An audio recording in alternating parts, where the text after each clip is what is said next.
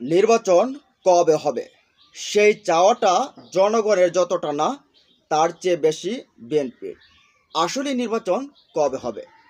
তবে এবার যে বাংলাদেশে আসলেন জাতিসংঘের মহাসচিব অ্যান্টনিও গুতেরেস, তিনি আইসা কিন্তু আরেকটা প্যাচ লাগালেন। কেন? বোঝা যাচ্ছে যে তার কথা মতে বা তার যে একটা আশাবাদ ব্যক্ত করেছেন তাতে ডক্টর ইউনূসের ক্ষমতাটা আরও লেন্দি হবে, নির্বাচন আরও পিছিয়ে যাবে, এটা ইতিমধ্যে কিন্তু বোঝা যাচ্ছে। যেমন ডক্টর ইউনূস বলছেন যে যদি তারা ছোট প্যাকেজ চায় সংস্কারের রাজনৈতিক দলগুলো, তাহলে নির্বাচনটা ডিসেম্বরেই হয়ে যাবে। আর যদি রাজনৈতিক দলগুলো সংস্কারের একটা বড় প্যাকেজ চায় তাহলে নির্বাচন আমরা জুনে করব। তো এখন দেখেন নির্বাচন নিয়ে আসলে এই যে ঐক্যমতে কিন্তু পৌঁছাতে পারেনি রাজনৈতিক দলগুলো। এদিকে এনসিপি যে রয়েছে ছাত্রদের যে এই রাজনৈতিক দল, তারা বলছে যে গণপরিষদ নির্বাচন, তারপর সংবিধান পরিবর্তন, এগুলোর পর নির্বাচন। আবার অপরদিকে আমাদের যে বিএনপি রয়েছে দেশের বৃহৎ দল, বিএনপি বলছে গণপরিষদের দরকার নেই, তারপরে সংবিধান পরিবর্তনের দরকার নেই। এটা কিছুটা কাটছাঁট হতে পারে, তবে নির্বাচিত সরকার এগুলোকে পরিবর্তন করবে।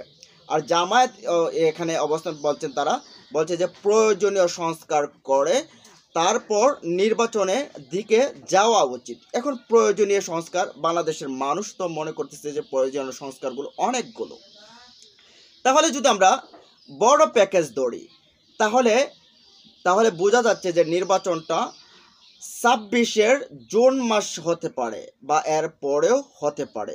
এখন দেখেন অ্যান্টনিও গুতেরেস কি বলছে। তিনি বলছেন যে ডক্টর ইউনূসের সরকার যে সংস্কারের জন্য হাত দিয়েছেন সেটাকে তারা স্বাগত জানিয়েছেন এবং বলছেন জাতিসংঘ আপনার এই সংস্কার কাজের জন্য আপনার পাশে সবসময় রয়েছে, থাকবে। আপনি সুষ্ঠুভাবে একটা গণতন্ত্র ফিরিয়ে আনার জন্য, গণতন্ত্রহীন রাষ্ট্রটা ছিল, গণতন্ত্র ফিরিয়ে আনার জন্য সংস্কারগুলো করেন, সহযোগিতা জাতিসংঘ করবে। এখন এই জায়গাটা কি প্যাচ লাগলো না? যারা দ্রুত নির্বাচন চাচ্ছে, এখন দ্রুত নির্বাচন আসলে কারা যাচ্ছে? একটা দলের নাম ঘুরে ফিরে আসছে, আপনি যাই বলেন আমাকে, সে দলটা বিএনপি। মির্জা ফখরুল সাহেব বলেন, সালাউদ্দিন আহমেদ সাহেব বলেন, রেজবি আহমেদ সাহেব বলেন, যা বলেন টোটালি যা আছে সব নেতাই বলছেন সংস্কার করেন, তবে দ্রুত নির্বাচন দেন। যে অল্প ছোটোখাটো সংস্কার আছে সেগুলো করেন, করার পর নির্বাচন দেন। নির্বাচনের পর ওই নির্বাচিত সরকার একটা সংস্কার করবে। তা আসলে কি নির্বাচনে যাওয়ার পর, ক্ষমতায় যাওয়ার পর কি সংস্কার করবে? এখন ক্ষমতায় যাওয়ার পর কি সংস্কার করবে? যেগুলো যে এই যে ক্ষমতায় গিয়ে যা বিভিন্ন সংস্কার যেগুলোতে ফেসিস্ট তৈরি হয় না, এগুলো কি আসলে করবে?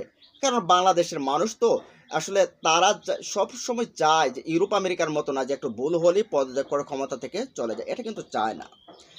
যেই এই ক্ষমতা যায় সেও কিন্তু রাবণ হয়, কারণ সে চায় যে ক্ষমতা আরও থাকুক, ক্ষমতায় দীর্ঘকাল থাকার জন্য সমস্ত ধরনের পরিকল্পনা সে করে। যেমন আওয়ামী লীগ ক্ষমতায় এসে তত্ত্বাবধায়ক সরকার যে ব্যবস্থা ছিল সেটাকে সরিয়ে দিয়েছিল। এখন বিএনপি আসলে এই যে এতগুলো সংস্কারের দরকার রাষ্ট্রের ভেতরে, এই সংস্কারগুলো কি আদৌ করবে?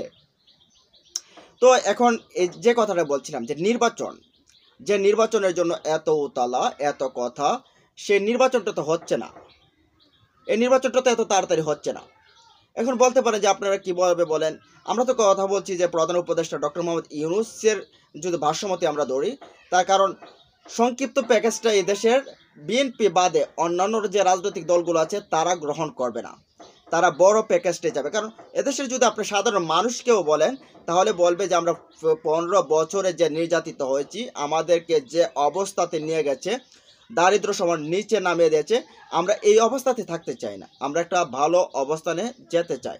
এর জন্য বিচারহীনতার যে একটা সংস্কৃতি রয়েছে সেটাকে পরিবর্তন করে বিচারীয় একটা সংস্কৃতি দরকার, প্রশাসনের সংস্কার দরকার, আইন বিভাগের সংস্কার দরকার, নির্বাচন কমিশনের সংস্কার দরকার, প্রায় প্রতিটা পদে পদে সংস্কারের দরকার। এখন এই প্রতিটা পদে পদে সংস্কার কি আপনি একদিনে বললেই হবে?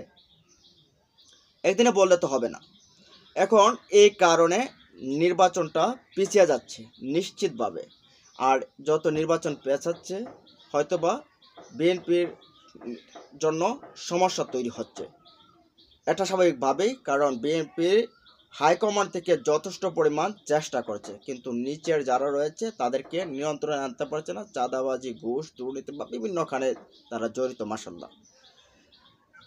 তো সর্বশেষ যদি আমরা বলি যে নির্বাচনের স্বপ্ন, সে নির্বাচনের স্বপ্নে অলরেডি পানি ঢালা হয়ে গেছে। নির্বাচনটা এবছর হচ্ছে না, এটাই শিওর। নির্বাচনটা হতে হতে 2026-এর জুন মাসে বা এটারও পরে আপনি ধরে নিতে পারেন, আরও সময় হতে বা যেতে পারে যদি রাজনৈতিক দলগুলো ঐক্যমতে না পৌঁছায়। আবার যদি রাজনৈতিক দলগুলো ঐক্যমতে পৌঁছায় তাহলে ডিসেম্বরে নির্বাচন হতে পারে। তবে জাতিসংঘের এই মহাসচিব অ্যান্তোনিও গুতেরেসের যে ভাষ্যমতে তিনি যে আশা প্রকাশ করেছেন তাতে এবছর বা এত তাড়াতাড়ি নির্বাচন হচ্ছে না, এটা আপনি লিখে রাখতে পারেন। ভালো থাকুন, সুস্থ থাকুন, আর এই বিষয়গুলো নিয়ে আপনার মতামত জানিয়ে দিন কমেন্টসে। আল্লাহ হাফেজ।